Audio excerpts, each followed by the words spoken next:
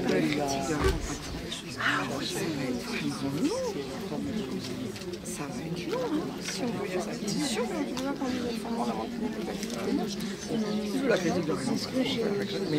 And 1 week before, she had this kind of crystal clear, diamond sharp R. She was sorted, was fine.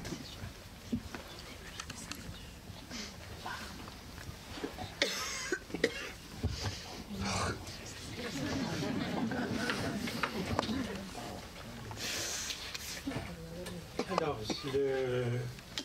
c'est difficile de prendre la parole après ces voix qui se répandent, qui résonnent. Mais enfin, on voit comment le film, comme des films, en général, partent d'un point précis, de quelque chose qui, chez toi, t'a frappé, t'a touché, que tu nous transmets.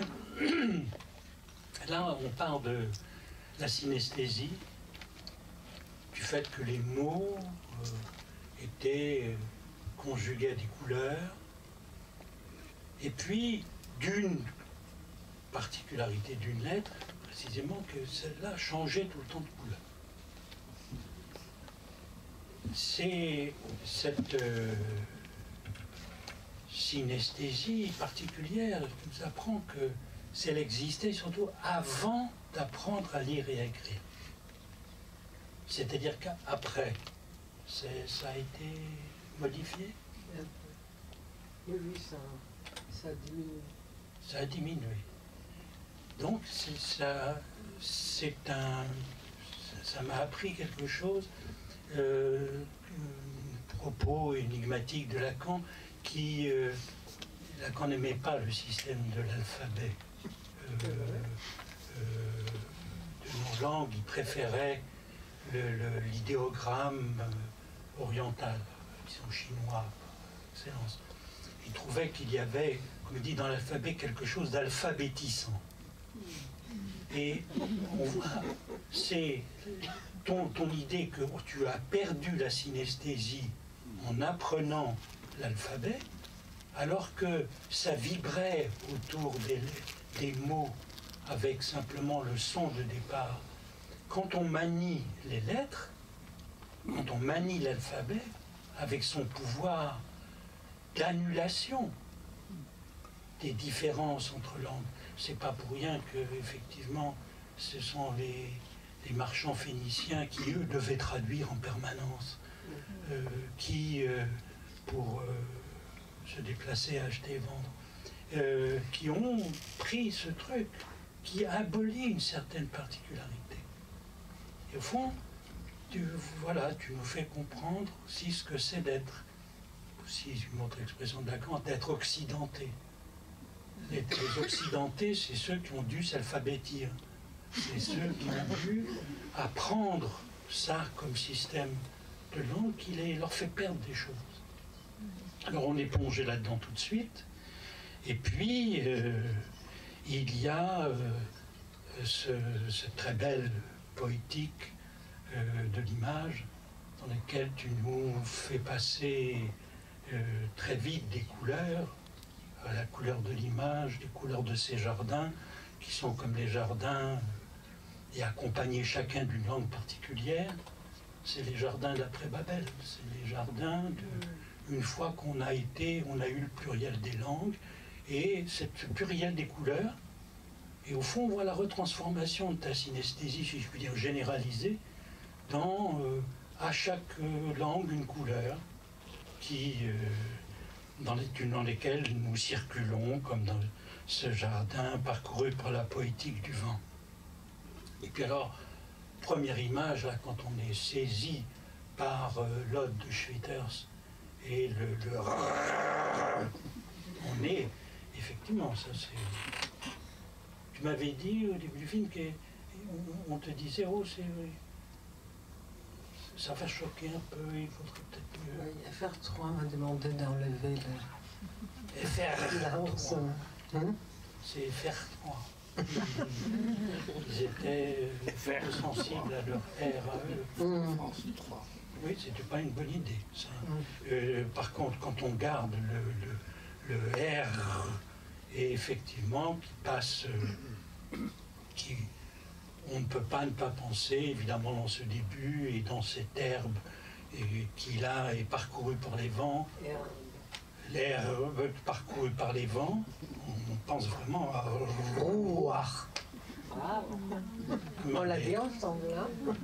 Tu vois, et effectivement, ça c'est ce qui fait que le film est tendu dans une... on voit entre les deux pôles. Il y a le souffle de, si je puis dire, le souffle de Jérusalem et le souffle d'Athènes. Il y a on commence par Rouar, avec, et on termine par le mouvement du kratil. Les Grecs, ils ne se posent pas la question du vent, de l'esprit. Ils se posent la question, le mouvement. Et en effet, on voit cette tension du souffle du monde, si tu veux. Le rédacteur de Genèse 1, qui écrit, le souffle de Dieu était au-dessus des flots. Ruach Elohim merachefet, Ruach Elohim merachefet al pnei hamayim. Voilà. Merachefet, c'est planer, je crois. Non? Et Comment tu sais pas les noms? moi, je ne... L'âne. Tu sais que je ne parle pas des mots. Donc, je te suis. Mais le bibliste éminent du Collège de France, Thomas Romer,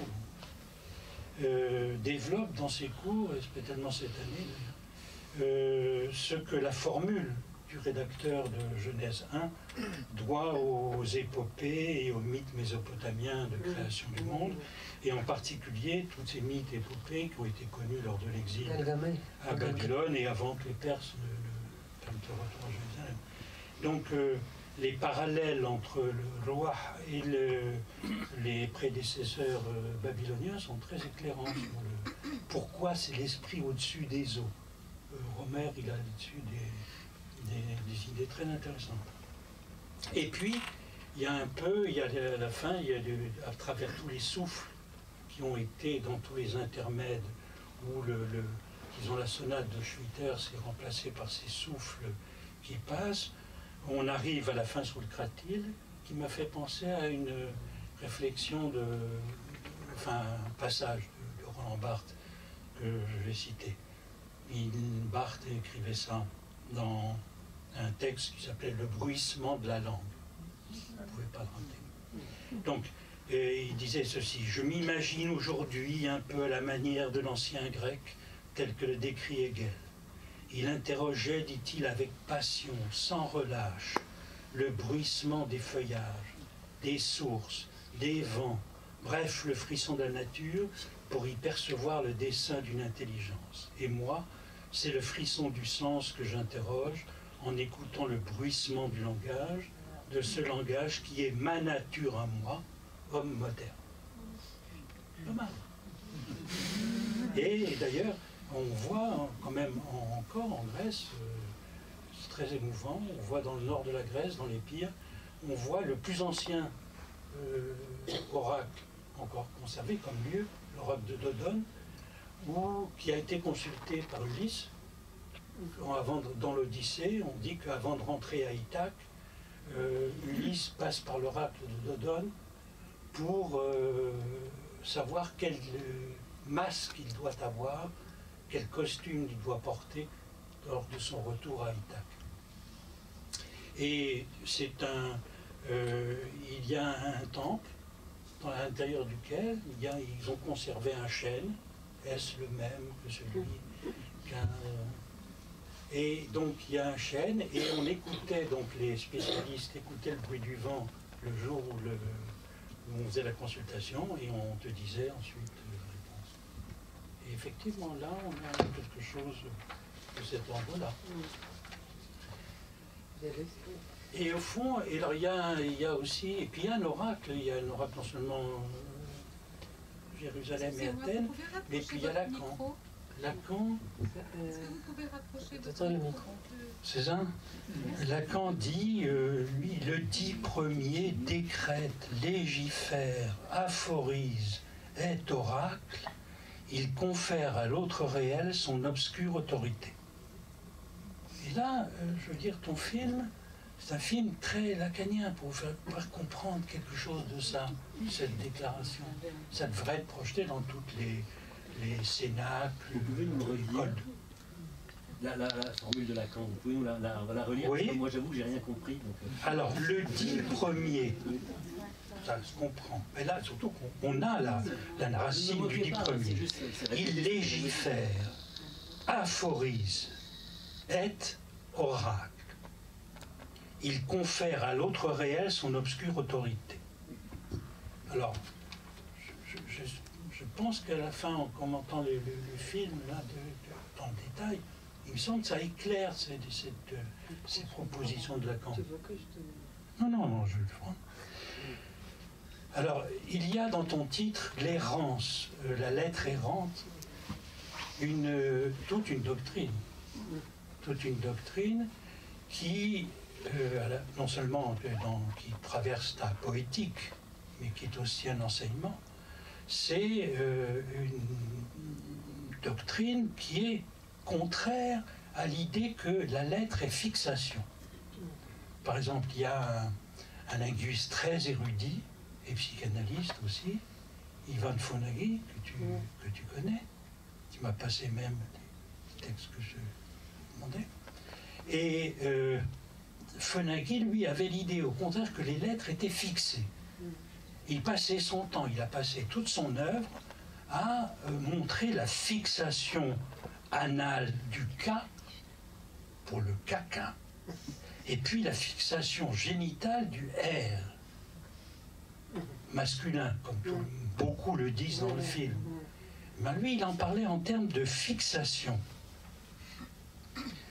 Et d'ailleurs, pour la fixation du R, il allait comme il faut beaucoup de langues pour faire le R, il trouvait que le R apical, enfin le R où on bouge la langue, c'est les analogies de la langue et du pénis.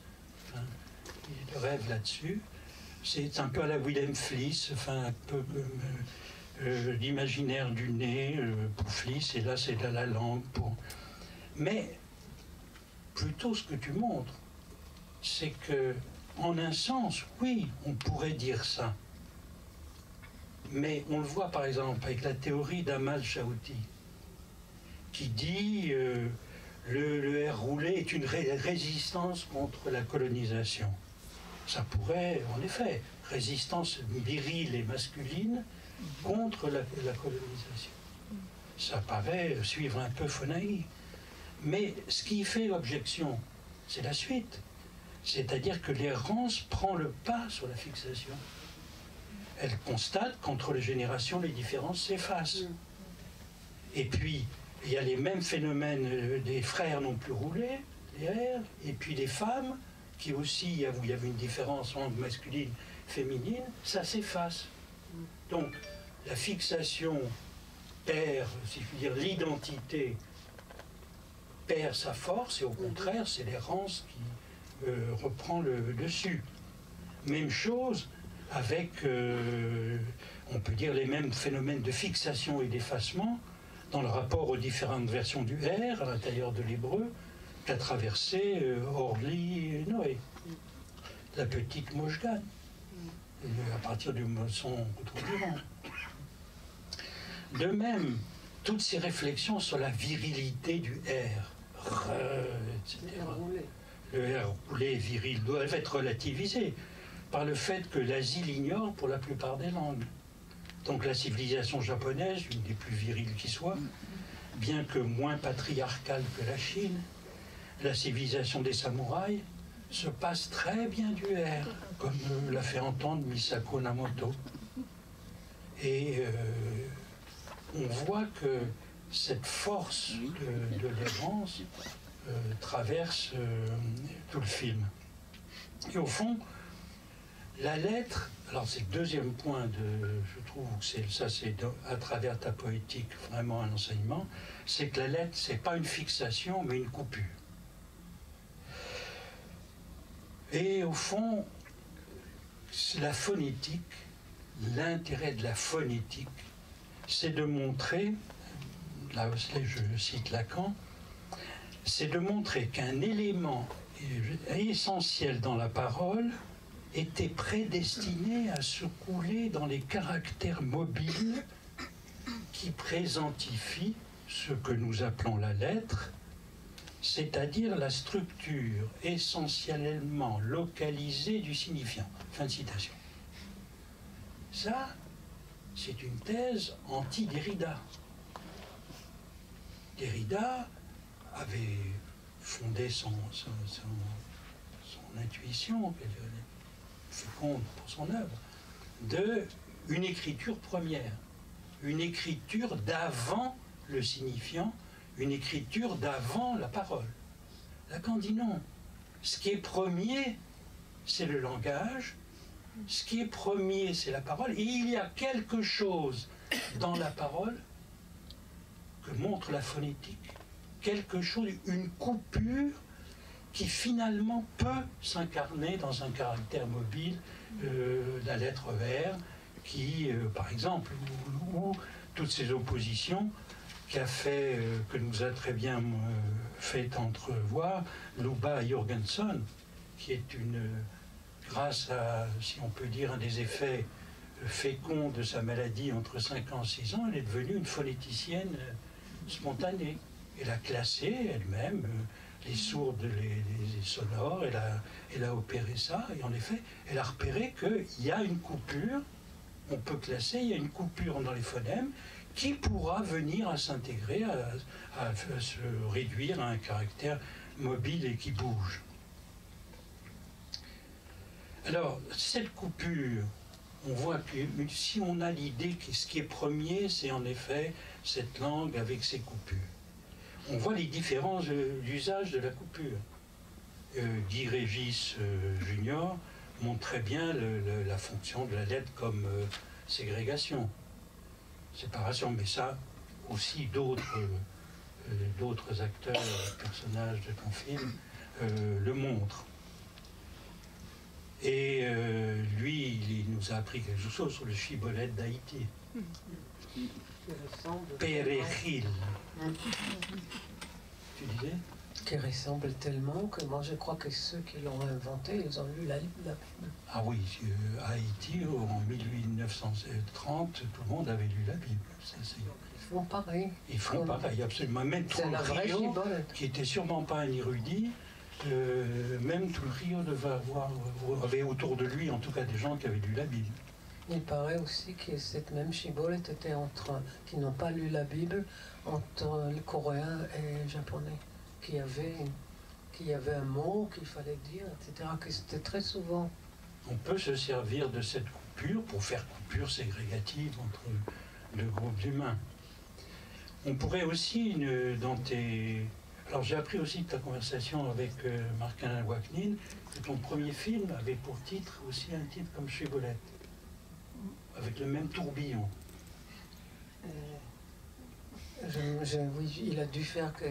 Oui, il a dû faire tout un truc pour arriver à un film dont je fais l'image.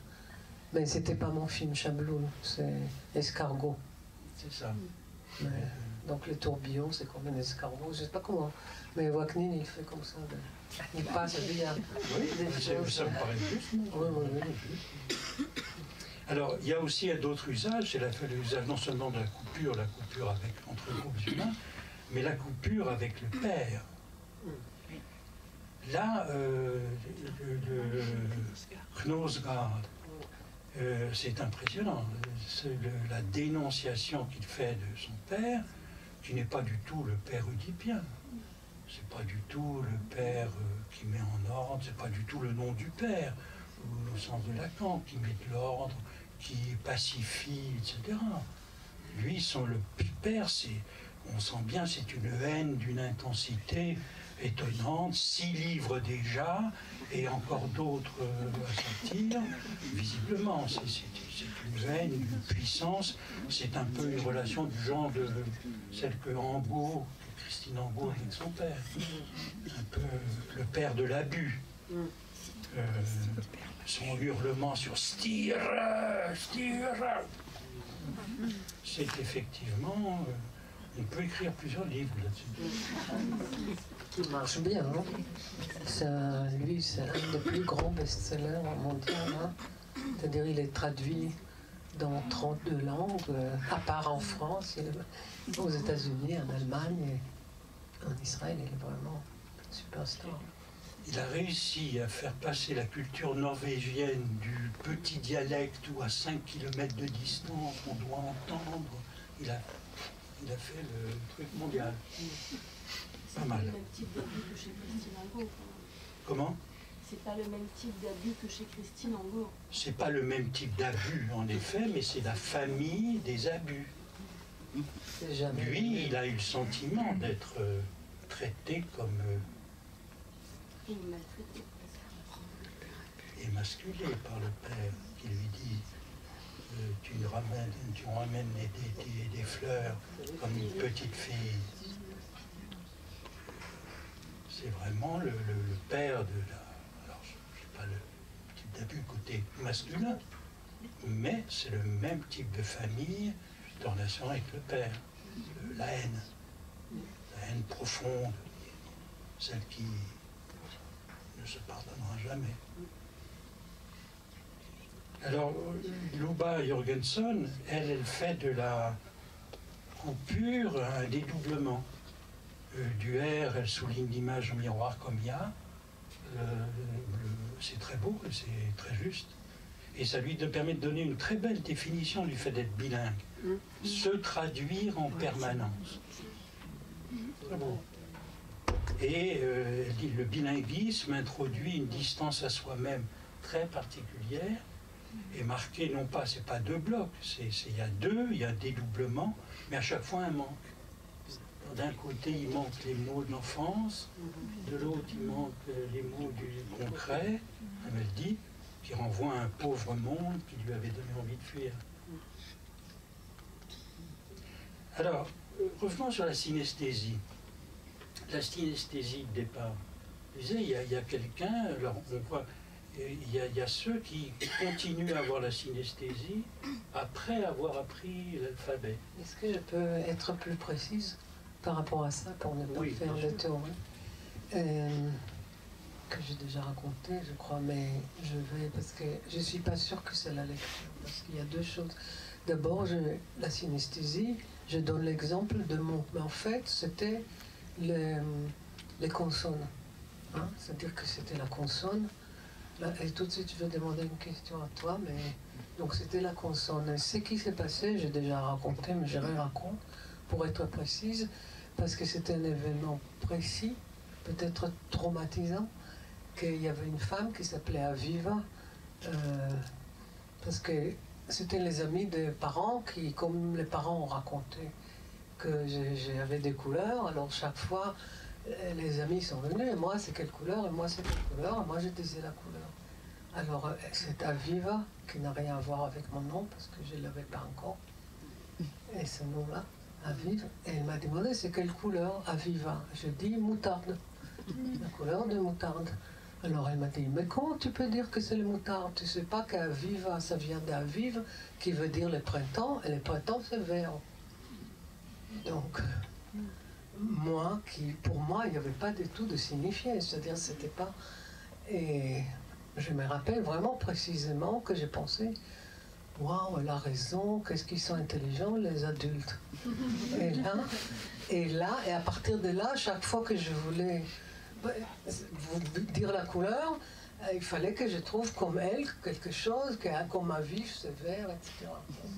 Je crois que c'était vraiment traumatisant cette histoire-là. Oui, parce que pour moi, c'était signifiant. Mais c'était vraiment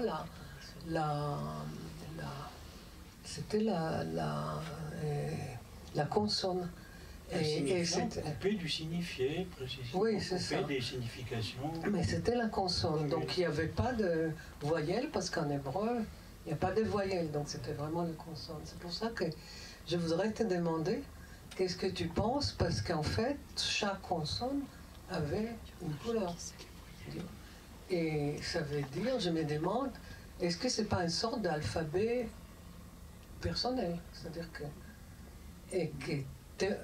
en fait, il y a un alphabet personnel, mais évidemment, il n'y avait pas la combinaison.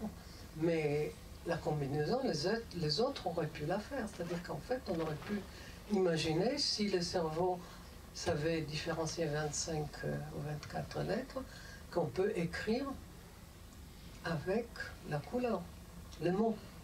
Oui, C'est-à-dire qu'en fait, c'est une sorte d'alphabet privé que j'avais.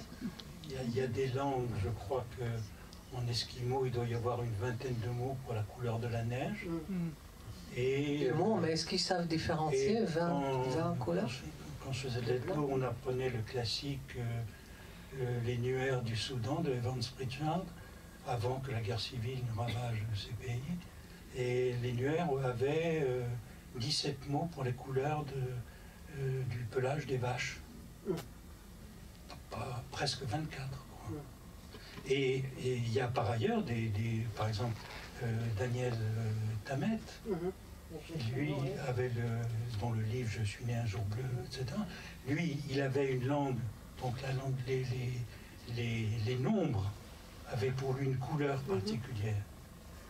Alors comment est-ce qu'il arrivait à combiner ça, on ne sait pas très bien. Mais pour lui, quand même, il dit jusqu'à tard, la synesthésie s'appliquait à ça. Au nombre. Il paraît que c'est souvent chez les autistes. Je me suis toujours demandé si j'étais pas un peu autiste.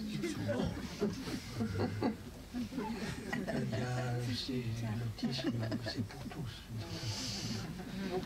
Et il y a, mais justement Tammet, par exemple, il s'est prêté, donc les neuroscientifiques ont été enchantés de ses talents, donc il a été examiné sur toutes les cultures pour trouver le branchement qui ne marchait pas, ou le branchement original. Ils n'ont rien trouvé. C'est-à-dire qu'il est branché comme tout le monde. Mais ça n'empêche pas une certaine synesthésie, qui fait que, disons, ta synesthésie, la mienne, celle de Baudelaire, avec correspondance, ça échappe, mais celle de Tammet, ça doit échapper à des histoires de branchement neuronal. Ça doit être plus compliqué. De toute façon, ils ne savent pas mesurer ça. On croit que les neuroscientifiques, ils savent beaucoup de choses. Oui, mais voilà. Et en effet... Parce que j'ai parlé dans un autre film, Poétique des cerveaux, de notre synesthésie à moi, et avec la langue, entre l'odeur et l'odeur et le goût. Et quand on m'a mis dans la machine, c'est tout juste, ils savent pas où est la langue, ils savent pas trouver la langue. Il fallait que je bouge ma langue pour voir où ça bouge en fait. Ils n'ont pas trop. C'est-à-dire que seulement la troisième fois, on a vu quelque chose. Oui, ils arrivent, ce qui est très bien, c'est qu'ils arrivent, à force d'ajuster le dialogue avec la machine et de comprendre ce qu'il faut faire pour que la machine sache te localiser, on arrive à faire quelques prothèses qui peuvent aider des gens paralysés, qui ont eu des accidents, etc.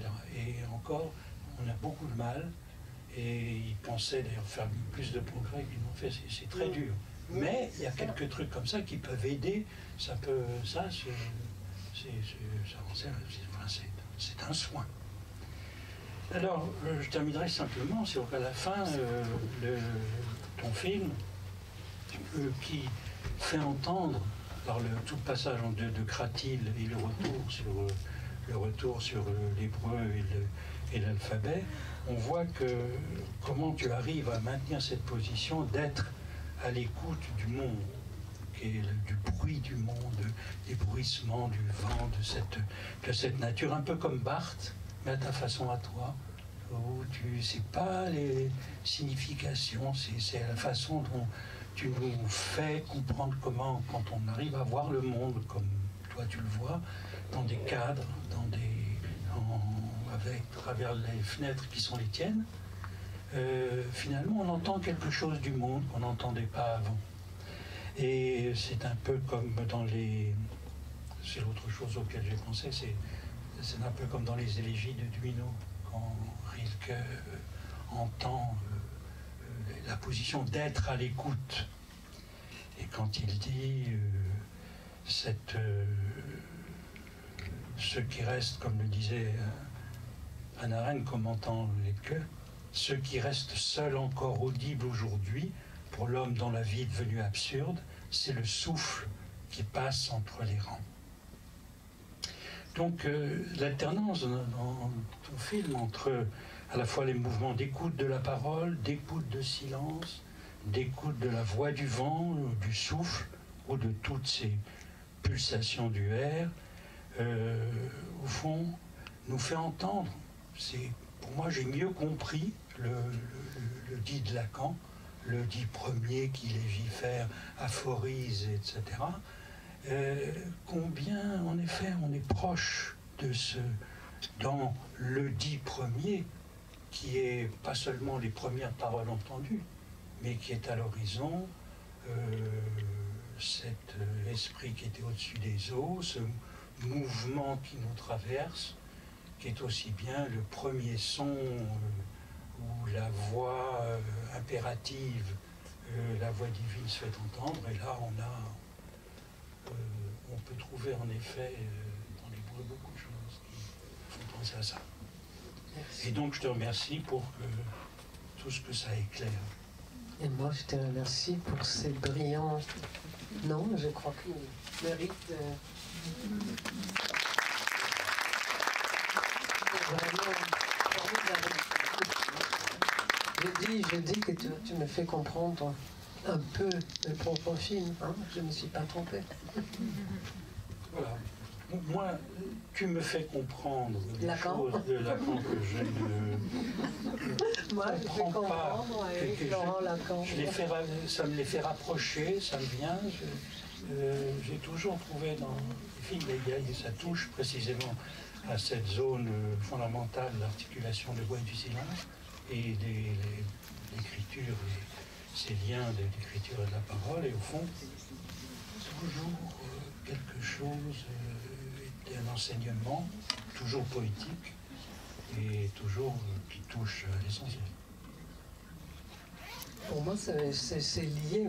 Il y a toujours, je suis toujours en train de essayer de comprendre cette histoire de l'invention de l'alphabet. C'est pour ça que je fais juste une petite allusion, mais bon, je ne vais pas raconter là, mais quand même, j'aimais beaucoup, mais je voulais absolument les mettre là, que ça s'est fait dans une mine turquoise, et on a trouvé une petite sphinx rose. Donc, dans la mine de turquoise, on a trouvé une sphinx rose dans laquelle on trouve, c'est ce qu'ils disent, la première inscription alphabétique faite par les ouvriers venus de Canaan. Et c'est récent, c'est relativement récent comme découverte. Je crois 1920 par Gardner. Non, me semble-t-il, c'est un peu plus tard. Bon, ils ont trouvé encore, ou alors ils ont trouvé des choses récemment. J'ai vu le dernier bouquin qui est sur l'histoire de l'écriture. Mais l'écriture, l'alphabet, c'est pas pareil. Oui, absolument. Je parle de l'alphabet. Oui. Parce que l'alphabet, c'est justement le rapport sur l'image. Et qu'est-ce qu'on fait au cinéma? On fait que ça. Essayer de voir les rapports sur l'image. On fait que ça. Toi, tu ne fais que ça. Beaucoup oublient qu'ils ne font que ça. Toi, tu n'oublies pas qu'on fait que ça, et donc tu nous le rappelles. Oui, mais c'est l'alphabet, justement. Bon, peut-être. Pardon. Pourquoi le choix du R alors? Pourquoi le choix du R? Pourquoi cette console-là et pas une autre? J'avais l'impression que j'ai fait un film entier pour répondre à la question. Vraiment. R. Pourquoi pas un autre? Déjà, je dois dire que, bon, dans tous les radios, tout ça que je fais, on me demande cette question-là. Et je dis, bon, d'accord, ils doivent expliquer ça aux spectateurs qui n'ont pas vu le film. Mais là, vraiment, non, je ne répète pas. Je crois que les films donnent à peu près 10 réponses. Mais peut-être il faut les revoir, j'avoue. Mais c'est très bien, comme ça vous allez revenir. Je serai très très contente. Pas une réponse, mais 10 réponses. Oui, il y a 10, oui, pour moi il y a 10. C'est drôle. Mais vraiment 10, je peux. C'est drôle, dans le film, il y a beaucoup de gens qui ont un accent. Et en Il y a fait, beaucoup de gens qui ont ou non pas. qui ont un accent. Il n'y a que la dame japonaise qui insiste beaucoup pour dire qu'elle est celle du film qui n'a pas d'accent. Pardon? En fait, tout le monde a des accents dans le film. C'est assez frappant. Ce sont tous des gens entre deux langues, en fait. La dame qui est russo-française, elle parle russe avec un accent français. La dame, nous savons que l'auteur norvégien, lorsqu'il parle, se dénonce en permanence comme n'appartenant à aucun dialecte. Ils sont tous entre deux langues. Au moins. La japonaise, c'est la seule qui insiste beaucoup pour dire qu'elle n'a pas d'accent. Elle insiste tellement qu'on a des doutes, en fait, sur cette dame qui n'a pas d'accent. Donc ils ont tous un accent dans une langue. Et ils sont peut-être tous en train de nous parler de ça quand ils parlent du R. Le titre errance, c'est l'errance entre deux langues en fait. Il n'y a pas qu'une seule personne qui est bilingue. Ils sont tous bilingues, même si c'est entre deux. Un dialecte et quelquefois plus. Mais ce qui m'a frappé, moi, en les entendant, c'est qu'ils n'étaient pas des bilingues bien nets. Et ça, c'est assez frappant. C'est-à-dire, ce ne sont pas des bilingues parfaits. Et le plus frappant, c'est cette dame qui en parle si bien du bilinguisme, qui est la franco-russe. Et c'est extraordinaire, parce que née à Moscou, élevée à Moscou, elle parle russe avec un accent français, une intonation qui la trahit tout le temps quand elle parle russe. Quand elle dit un mot, ça rien ne trahit. Mais au début, elle se décrit en russe, et on l'entend avec un accent français tout à fait net. Donc c'est assez étonnant, cette idée du R, qui est vraiment la dénonciation du bilingue, qui est vraiment la dénonciation de la personne qui est entre deux langues. Et c'est tout à fait... je pense que c'est pour répondre, en fait. Voilà, une nouvelle réponse. Voilà, à la dame qui est partie vers une autre langue. Et voilà, c'est que en fait le R est vraiment le lieu dans lequel se dénonce la non-appartenance en fait. Quelquefois même chez des gens qui n'ont qu'une seule langue. C'est très frappant ça. Par exemple, j'ai connu des gens qui en italien, italophones, ne prononçaient pas le R roulé italien, mais raclaient un R alvéolaire, c'est pas le R alvéolaire, mais le R à la française. Et donc ils sont nulle part. Donc je pense que c'est ça l'idée du R. Mais moi ça m'a vraiment beaucoup frappé, que c'était des gens qui avaient tous un accent. Je suis très contente juste de dire ça, parce que moi mon problème était, je voulais faire un film où les gens ont plein d'accents, parce que c'était un film sur l'accent. Et du coup, j'avais tout d'un coup et la japonaise et la russe, qui pour moi, pour mon oreille de métèque, et n'avait pas d'accent. Donc je suis très contente que vous autres, vous retrouvez l'accent chez eux aussi. Et Paul, je te donne celui-là et je vais chercher le... Alors, la première chose que je voudrais dire, c'est sur la forme du film quand même, parce qu'on retrouve cette rigueur qu'il y a dans la forme du précédent, avec des plans qui sont systématiquement les mêmes d'un interlocuteur à l'autre, et ça c'est extrêmement beau, moi je trouve que c'est quand même important de parler de la forme du film. Par ailleurs, une remarque sur le titre qui est une arnaque en fait, parce que ça n'est pas d'une lettre dont tu nous parles, c'est d'un son, hein, d'une consonne. ou de ce que les linguistes appellent un phonème, mais c'est pas d'une. En réalité, c'est pas une Phonème lettre. errant, ça serait Oui. pas. Non, mais bien sûr, je me doute bien. Hein, on ne pouvait pas faire phonème errant, bien entendu. Le seul moment où ça soit une lettre, c'est dans Luba Jorgensen, où elle compare le A et le R et le Ya, où là c'est de la lettre qu'elle parle et non pas du son.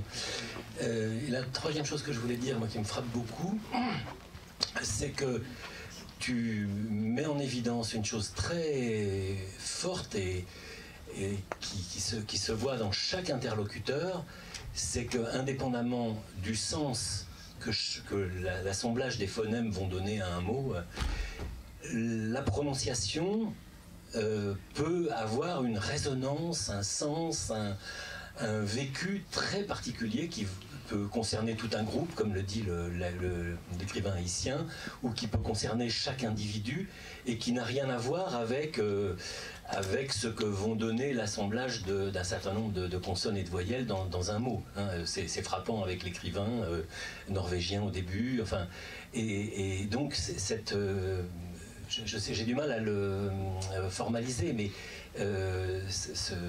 ce défaut de prononciation, cette petite variation phonétique, va prendre des significations et des résonances dans le vécu des individus qui sont extrêmement forts.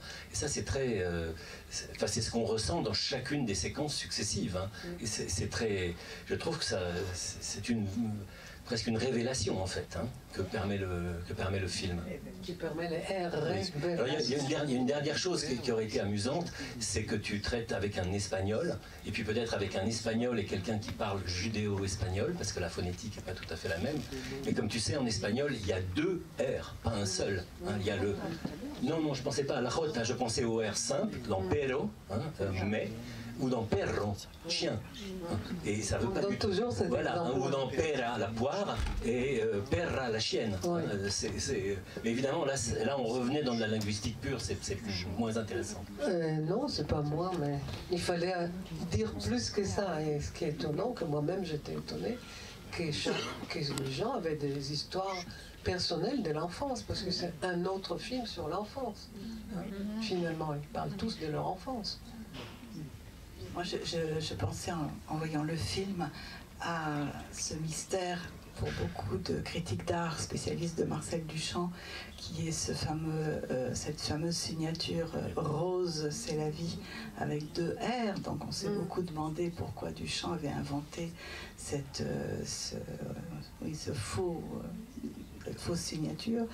Et puis on a compris le jour où on l'a prononcé à haute voix, et Rose, c'est la vie.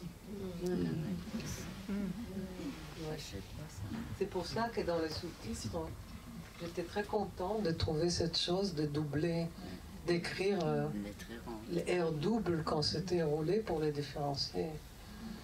Les R, et après, les traducteurs anglais m'ont dit, est-ce que j'ai dit oui, tu gardes l'histoire des R doubles. Oui. Et je vous amène le micro. Où est le deuxième? Je vais essayer de parler fort. Il est où? Il est là. Ah, bon, alors je le garde. Ah oui, je prends le Oui.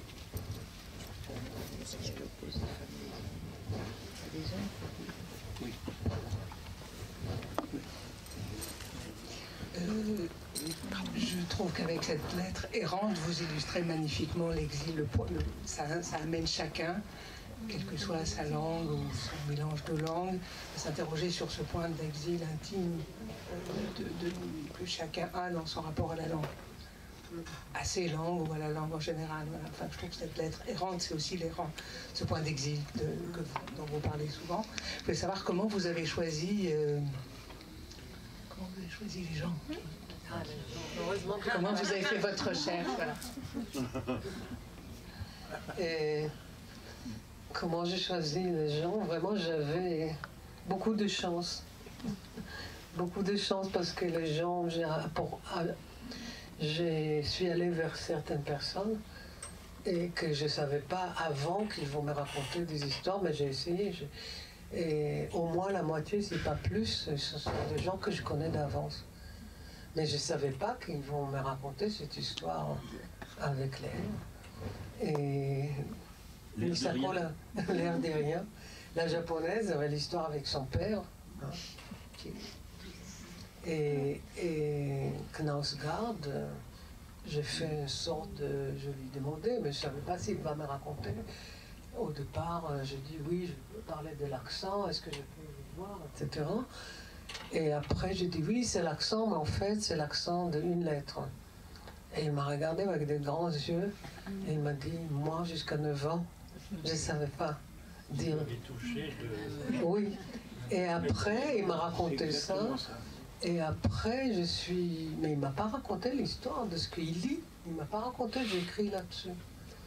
Mais avant que je suis allée les filmer, j'ai dit, je vais un peu regarder dans son livre, et que j'ai lu en hébreu. Et j'ai regardé les livres où il écrit l'enfance, et je suis vraiment tombée, je n'ai pas tout lu, sur ces trucs, sur le R. Je dis, mais il ne me l'a pas raconté. C'est vraiment... Et après, j'ai trouvé les fleurs dans le même livre.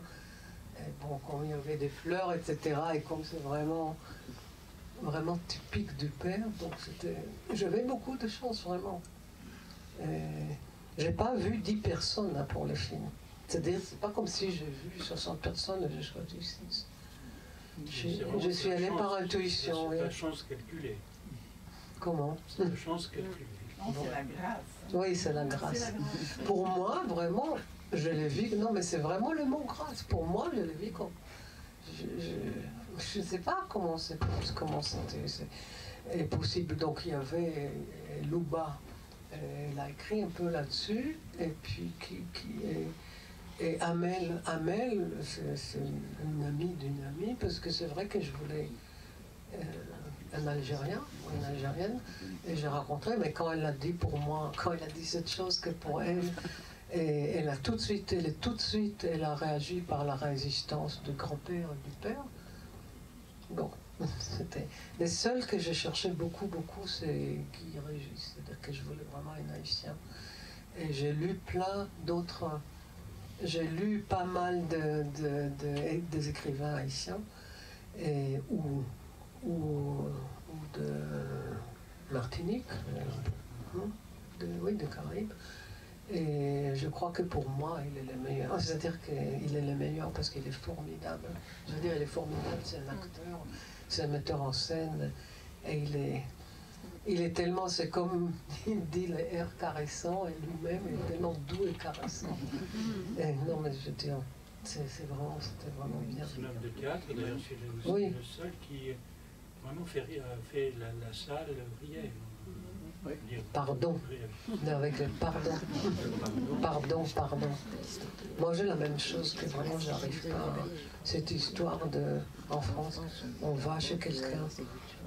On dit très gentiment bonjour. Non, on ne dit pas comme ça, justement.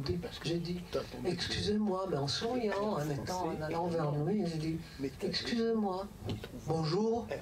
Il va me répondre bonjour. Il va me faire la leçon que je n'ai pas dit bonjour. C'est-à-dire qu'on ne peut pas commencer une phrase par bonjour. C'est vraiment comme ça. Bonjour. Excusez-moi, vous pouvez m'aider? Excusez-moi, il n'y a pas de R. Bonjour. Et c'est comme son pardon. C'est vraiment bonjour. Mais ce problème du R, il est universel. En fait. Chaque fois qu'on parle d'une autre langue, je sais que j'ai ce problème qui m'a suivi toute ma vie. Puisque quand je peux parler en italien, non, j'étais en train de dire qu'en fait, je trouve que ce problème du R, il est universel. Chaque fois qu'on veut parler une autre langue, on est confronté au problème du R. Moi, je connais le problème pour l'italien, puisque je suis à cheval sur plusieurs cultures. Ma mère était italienne, mais elle n'a jamais voulu me le parler. Mais quand j'ai parlé l'italien, eh bien, je me suis trouvée confrontée à ce problème du R dans ma propre famille. Et donc, quand je ne voulais pas me faire détecter comme étrangère, eh bien, je prononçais que des phrases sans R. Mais oui. Comme chez Tchaïkovski. Oui, c'est que voilà, c'est ça. Oui. Pareil qu'avec eux. Et même dans la rue, même dans la rue en Italie, si je ne veux pas qu'on me prenne pour autre chose qu'une Italienne, eh bien, je commence par faire des phrases sans R. Comme ça, on m'accueille comme italienne, et après, ils se disent « Ah, tiens, il y a un truc. » Ouais. Alors c'est pas universel parce que rien n'est universel finalement, c'est que toute l'Asie, vous pouvez vous promener. Quand on a des difficultés avec le R, il suffit de se promener entre Tokyo, Séoul et Pékin et encore. En Chine, il doit y avoir. Non, en Chine, il n'y a pas de R. Il n'y a pas de R. Il n'y a pas de R en chinois. Il n'y a pas de R en samouraï. Il faut qu'on dise samouraï. Parce que c'est le RL. C'est un truc qui est pas... Donc, la solution, c'est voyager en Asie.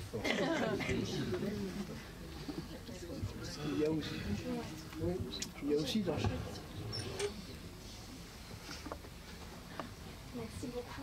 J'ai beaucoup aimé le documentaire. Je voulais juste savoir, les nationalités, vous avez dit que vous aviez déjà en avance l'idée de faire, d'interviewer éventuellement une personne d'Haïti. Et donc, pourquoi ces nationalités-là? Et la deuxième question, c'est pourquoi ces couleurs-là dans cet ordre-là? Est-ce que c'est venu avant? Est-ce que c'est venu après? Est-ce que vous aviez déjà en tête l'ordre des couleurs et les nationalités, ou est-ce que c'est venu tout à la fin? Les nationalités, non, en fait, je travaille un peu, c'est comme un puzzle. J'avais telle personne, et après, j'avais envie de compléter, bon, et aussi, par exemple, je peux vous dire que j'ai une personne qui ne s'est pas prêtée au jeu, que je connais très bien parce que je fais un film avec elle, c'est Jane Birkin. Et quand je lui dis, voilà, les R, etc., c'est tout juste, elle m'a écouté, elle a passé à autre chose, ça ne l'intéressait pas du tout. Donc, c'était pas forcément par... c'est-à-dire, c'est aussi été que les gens m'ont rencontré des vraies choses. Et une fois que j'avais les 6 personnes, parce que comme c'était pour la télé, il fallait 52 minutes, mais c'était pas que ça, j'ai trouvé que les 6 c'était bien. J'aurais pu faire une autre version plus longue, mais je sentais que ce qu'ils ont dit, ça m'est suffi. Donc c'était pas important forcément. Mais je voulais, je sais pas, un Algérien, parce que c'est quand même, bon, je sais pas.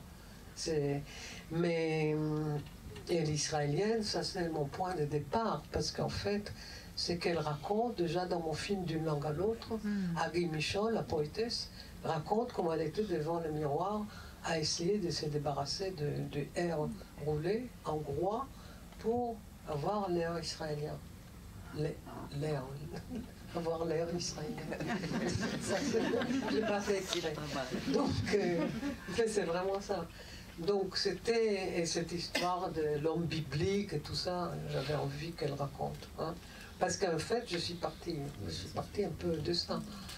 Et les couleurs, l'ordre, donc c'était pas l'ordre de couleurs, c'était l'ordre de personnes. Pourquoi j'ai attribué telle couleur, c'est un peu... Mais ce que je peux dire, c'est que j'ai repéré ça il n'y a pas longtemps, les gueux, et je donne l'exemple, Gadi et Guy, là, c'est les gueux, les phonèmes donc, étaient verts, ça je me rappelle très bien. Et moi, je savais très bien, mais je n'ai pas pensé à ça, que Guy Régis, d'abord, c'était clair qu'il va être à la fin, et c'était clair qu'il sera vert. Hein. Et en fait, les gueux vont rester verts, les gueux. Régis, il était vert moutarde. Oui, la moutarde. T'as oui. inventé le... Mais en fait, c'est la moutarde, les fleurs. Oui. Oui. Vous voyez un psychanalyste. J'ai encore une question. Oui. Donc tu n'as pas fait exprès d'avoir le même nombre d'interviewés que le nombre de voyelles, qui renvoie évidemment au sonnet des voyelles de Rimbaud. Voilà, je me demandais si tu avais pensé à ça. Vraiment, pour moi, je sais, parce qu'on me demande toujours... c'est pas du tout Rimbaud parce que c'est le voyelle. Et moi, pour moi, c'est clair et net. Je suis sûr que ça vient de l'hébreu, que c'est les consonnes. C'est-à-dire que le voyelle, c'est le mouvement. Et c'est pas dans le mouvement, c'est surtout les R. Donc il n'y avait pas. Par contre, il y avait correspondance.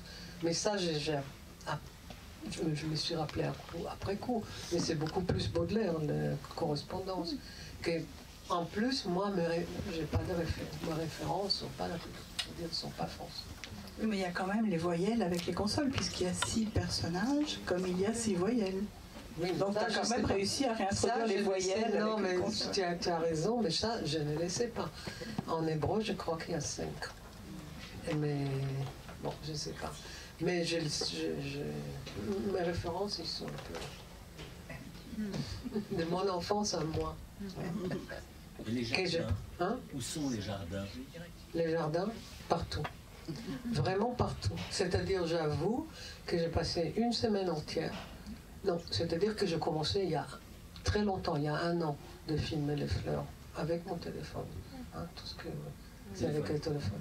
Et je crois que on ne peut pas faire on ne peut pas, moi je veux bien qu'on me prouve qu'on peut faire ces plans-là avec une caméra qui n'est pas le téléphone. C'est impossible parce que j'étais à telle distance, mais vraiment je touchais même quand le rouge, je suis dedans, et parce que je voulais que ça soit charnel et très proche, pour moi être très touché pratiquement, et ça on ne peut pas faire avec une caméra, ni on peut faire les mouvements aussi avec une caméra professionnelle. Donc, c'est un des slams. Que c'est un téléphone. Mais je crois que je ne peux pas faire ces mouvements autrement. Mais la définition est aussi bonne que si c'était une caméra. Curieusement, hein.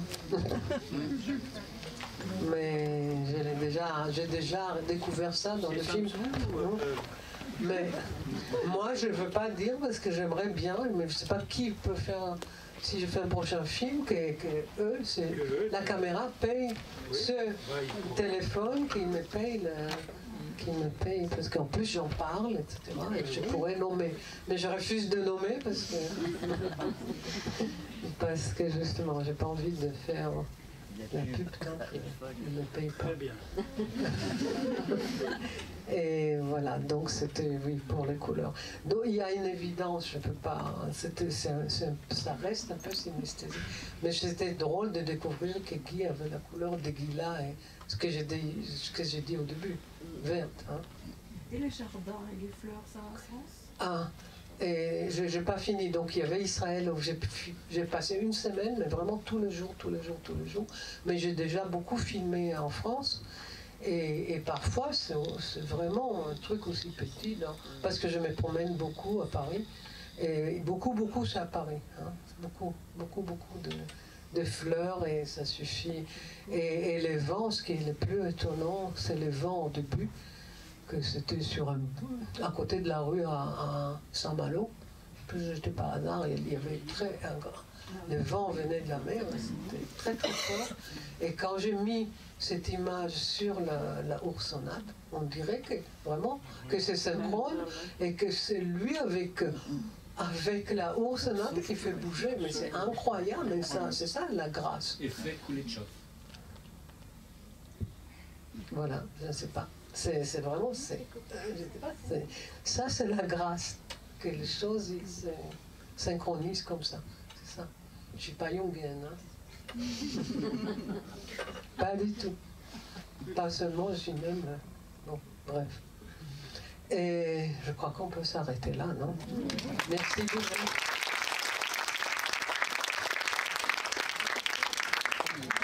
Merci Eric, tu as laissé ton cahier.